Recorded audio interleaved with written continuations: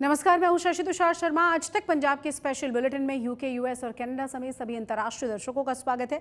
आज हम आपको बताएंगे भारत पाकिस्तान तनाव के बीच देश के नाम संबोधन में क्या बोले हैं प्रधानमंत्री मोदी, सीज फायर के बाद अब पंजाब में कैसे हालात हैं और कहां पर पुलिस ने किया इंटरनेशनल ड्रग सिंडिकेट का भांडाफोड़। ऑपरेशन सिंदूर की सफलता और भारत पाकिस्तान के बीच सीज फायर के बाद पहली बार प्रधानमंत्री नरेंद्र मोदी ने देश को संबोधित किया है और भारतीय सेना को सल्यूट किया है। इसके साथ ही प्रधानमंत्री मोदी ने बताया है कि कैसे देश के दुश्मनों का भारतीय सेना ने सफाया कर डाला। इसी के साथ प्रधानमंत्री मोदी ने पाकिस्तान को चेतावनी भी दी है। भारत ने अपनी सैन्य कार्रवाई को सिर्फ कुछ समय के लिए रोका है और आने वाले दिनों में आतंकवाद के खिलाफ फिर से इस ऑपरेशन को चलाया जाएगा।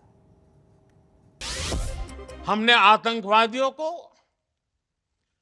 मिट्टी में मिलाने के लिए भारत की सेनाओं को पूरी छूट दे दी और आज हर आतंकी, आतंक का हर संगठन जान चुका है कि हमारी बहनों बेटियों के माथे से सिंदूर हटाने का अंजाम क्या होता है। ऑपरेशन सिंदूर ये सिर्फ नाम नहीं है, ये देश के कोटि कोटि लोगों की भावनाओं का प्रतिबिंब है। ऑपरेशन सिंदूर न्याय की अखंड प्रतिज्ञा है।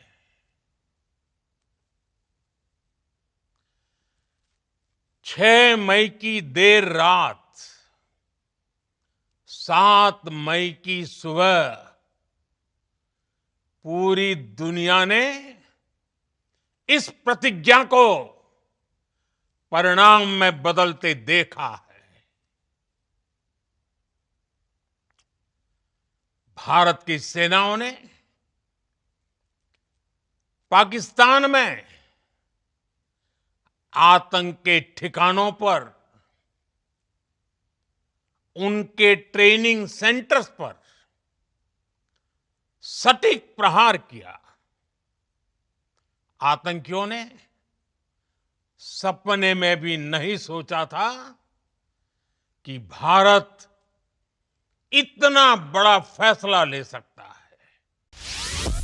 जब देश एकजुट होता है, नेशन फर्स्ट की भावना से भरा होता है, राष्ट्र सर्वोपरि होता है, तो फौलादी फैसले लिए जाते हैं, परिणाम लाकर दिखाए जाते हैं। जब पाकिस्तान में आतंक के अड्डों पर भारत की मिसाइलों ने हमला बोला, भारत के ड्रोन्स ने हमला बोला, तो आतंकी संगठनों की इमारतें नहीं बल्कि उनका हौसला भी थर्रा गया। जब पाकिस्तान की तरफ से गुहार लगाई गई, पाकिस्तान की तरफ से जब ये कहा गया कि उसकी ओर से आगे कोई आतंकी गतिविधि और सैन्य दुस्साहस नहीं दिखाया जाएगा, तो भारत ने भी उस पर विचार किया। और मैं फिर दोहरा रहा हूं, हमने पाकिस्तान के आतंकी और सैन्य ठिकानों पर अपनी जवाबी कार्रवाई को अभी सिर्फ स्थगित किया है। पंजाब के पटियाला में भारतीय वायुसेना की वर्दी चुराने और खुद को भारतीय वायुसेना का जवान बताने वाले 2 लोगों को गिरफ्तार कर लिया गया है। दोनों ही गिरफ्तार युवक हैं जीरकपुर के रहने वाले।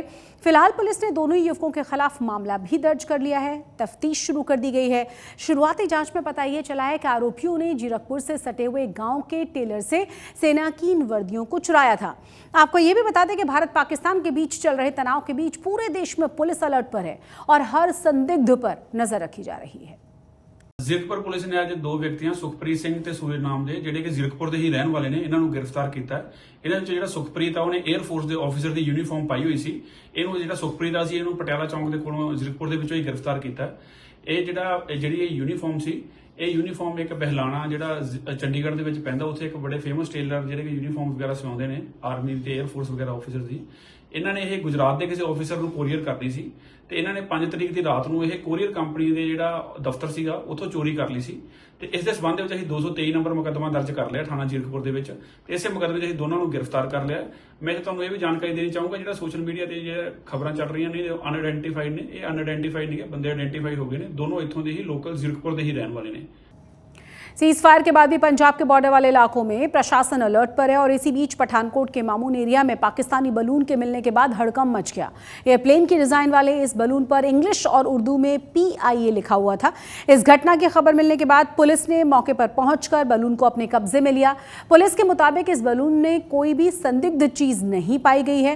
बावजूद इसके बलून कहां से आया है या फिर किसी की शरारत तो नहीं है, इसकी तफ्तीश जारी है। ऐसी एक्टिविटीज़ जैसे मैंने आपको बताया क्योंकि ये जो फेज़ चल रहा था जिसमें दूसरी तरफ से ड्रोन्स भी आ रहे थे, बॉम्बिंग भी हो रही थी, तो ये चीज़ें जो हैं वो हो जाती हैं। जैसे आपने बताया ये चीज़ जो मिली है उसको हम जांच कर रहे हैं, तो फर्दर इसको जो डेवलपमेंट होगी आपको बता देंगे।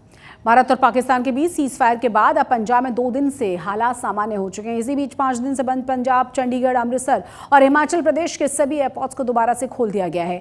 इसी के साथ इंडिगो एयरलाइन ने अमृतसर एयरपोर्ट के लिए अपना शेड्यूल जारी कर दिया। इसी बीच पंजाब पुलिस ने भी पाकिस्तानी साइबर अटैक का अलर्ट भी जारी किया है।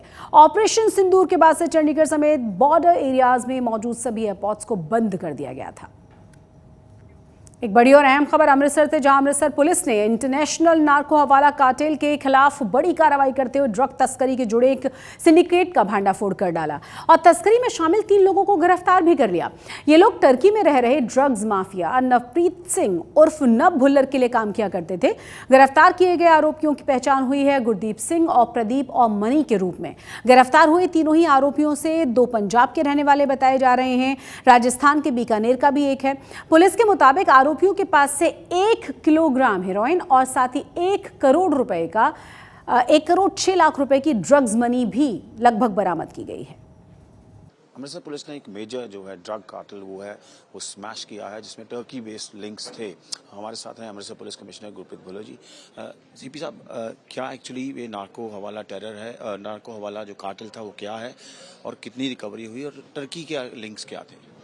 देखिए, ये बहुत बड़ा ड्रग कार्टेल है। जो नव भुल्लर बड़ा एक नोटोरियस स्मगलर है जो पीछे अमृतसर रूरल के ब्यास एरिया का रहने वाला है, अब टर्की बेस्ड है। वो पीछे भी बहुत सारे हॉल्स हुए जो इसकी सारा किंग पिन वही था। अब भी उसका मेन ऑपरेटिव गुरदीप हमने पकड़ा, उससे रिकवरी 1 kg हीरोइन हुई है और उसके अलावा 84 पॉइंट समथिंग लैक्स कैश पकड़ा गया और 22 लाख के करीब उसके बैंक अकाउंट्स फ्रीज किए हैं।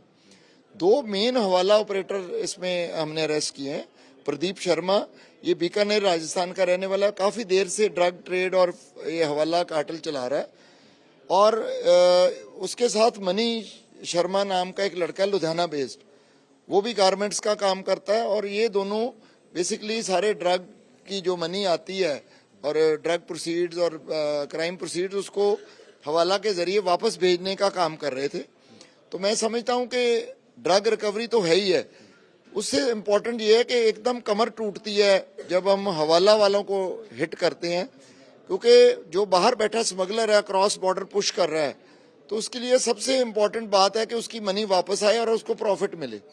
तो उसमें हमारी टीम ने बहुत ही आई वुड से कि प्रोफेशनली और टेक्निकली अच्छा काम किया है और मैं दिल से मुबारकबाद भी देता हूँ। और इसमें जो मेन बात आगे हम संभावना जिसकी हमें है, और ड्रग की रिकवरी भी हो सकती है और जो ड्रग मनी है हवाला उसमें भी हमें उम्मीद है कि आने वाले दिनों में भी और रिकवरी होगी। टर्की में कौन था, लाइक टर्की से किस तरह लिंक है इसका? ये नव भुल्लर जो है बाहर गया हुआ है, टर्की में अभी वो बैठा है, तो वहां से वो अपना ड्रग नेटवर्क चला रहा है। बेसिकली उसको हम समझते हैं कि नोडल पॉइंट वहीं है, वहीं से वो पाकिस्तान के स्मगलर्स के साथ लोगों का संपर्क करवाता है और अपने ऑपरेटर्स को यहाँ ऑपरेटिव्स को घर लेके देता है, स्टोरेज के लिए गाड़ियां लेके देता है, सब उनका खर्चा उठाता है वो, और वहां से वो बैठा अपने इस हवाला के जरिए इनका प्रॉफिट वो भी आप खुद यूज कर रहा है, उसको मिल रहा है, और इसके अलावा पाकिस्तान के स्मगलर्स को भी मिल रहा है। ड्रोन ड्रॉपिंग हुई थी ड्रग्स की?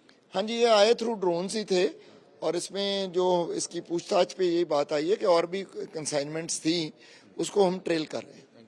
सो ये थे अमृतसर पुलिस कमिश्नर जिन्होंने बताया कि किस तरह एक बड़ा ड्रग कार्टेल जो है वो स्मैश किया गया है, जिसके टर्की में लिंक्स थे, और एक मेजर रिकवरी हुई है लगभग करोड़ रुपए की, और इसमें टर्की के जो है लिंक्स जहां पर आए हैं। अमृतसर से कैमरा पर्सन चांदी के साथ असीम बसी, आज तक।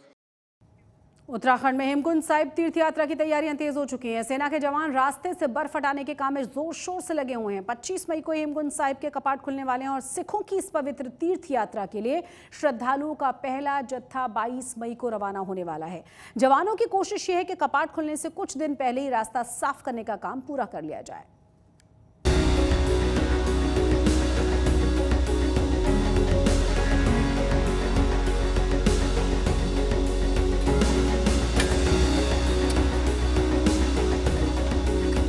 बर्फ से ढकी पहाड़ियां और इस बर्फ को काटकर रास्ता बनाते हिंद के जवान। दुनिया में सबसे ऊंचाई पर स्थित सिखों के पवित्र तीर्थ हेमकुंड साहिब से करोड़ों भक्तों की अनंत आस्था जुड़ी है। 25 मई को इस पवित्र तीर्थ के कपाट खुलने वाले हैं, लेकिन महीनों तक चली बर्फबारी की वजह से हेमकुंड साहिब पहुंचने के पूरे रास्ते पर कई इंच मोटी बर्फ जमी है। कुदरत की इन चुनौतियों के बीच सेना के ये जवान इन दिनों बर्फ को काटकर तीर्थयात्रियों के लिए रास्ता बनाने की कवायद में जुटे हैं। उत्तराखंड के चमोली में बार बार मौसम करवट ले रहा है, लेकिन मौसम की चुनौतियों के बावजूद ये जवान लगातार बर्फ हटाने का काम पूरा कर रहे हैं। घंटों की मेहनत के बाद ये कुछ देर का ब्रेक लेते हैं और मौसम खुलते ही दोबारा अपने काम में जुट जाते हैं।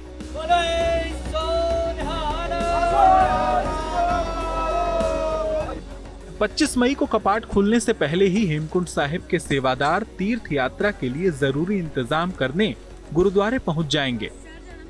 22 मई को ऋषिकेश से तीर्थयात्रियों का पहला जत्था हेमकुंड साहिब के लिए रवाना होगा। ऐसे में इन जवानों की कोशिश है कि कपाट खुलने से पहले ही ये रास्ता पूरी तरह साफ कर लिया जाए, ताकि हेमकुंड साहिब पहुंचने वाले तीर्थयात्री पूरी सहूलियत के साथ अपनी यात्रा पूरी कर सकें।